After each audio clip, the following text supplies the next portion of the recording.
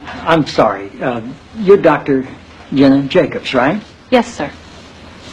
It's good to have you here. Thank you. The awesome impact of the airwaves and how that translates into the furthering of our national discussions, but obviously also how it can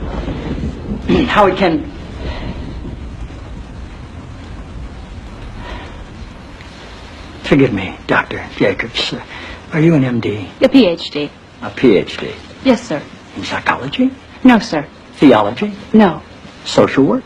I have a PhD in English literature. I'm asking because on your show people call in for advice and you go by the name Dr. Jacobs on your show, and I didn't know if maybe your listeners were confused by that and assumed you had advanced training in psychology, theology, or healthcare. I don't believe they are confused, no, sir. Good. I like your show. I like how you call homosexuality an abomination. I don't say homosexuality is an abomination, Mr. President. The Bible does. Yes, it does. Leviticus 18:22. chapter and verse. I wanted to ask you a couple of questions while I had you here. I'm interested in selling my youngest daughter into slavery as sanctioned in Exodus 21:7. She's a Georgetown sophomore, speaks fluent Italian, always cleared the table when it was her turn. What would a good price for her be? While thinking about that, can I ask another? My chief of staff, Leo McGarry, insists on working on the Sabbath. Exodus 35:2 clearly says he should be put to death. Am I morally obligated to kill him myself, or is it okay to call the police? Here's one that's really important, because we've got a lot of sports fans in this town. Touching the skin of a dead pig makes one unclean, Leviticus 11:7.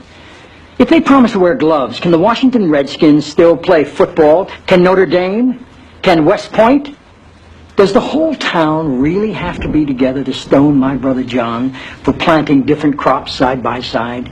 Can I burn my mother in a small family gathering for wearing garments made from two different threads? Think about those questions, would you? One last thing. While you may be mistaking this for your monthly meeting of the ignorant tight-ass club, in this building when the president stands, nobody sits.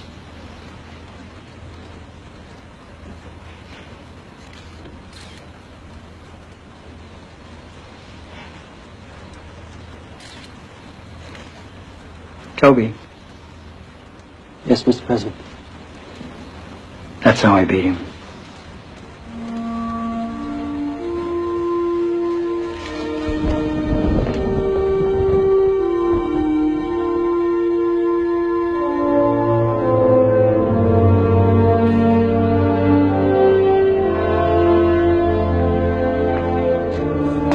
I'm just gonna take that crap off.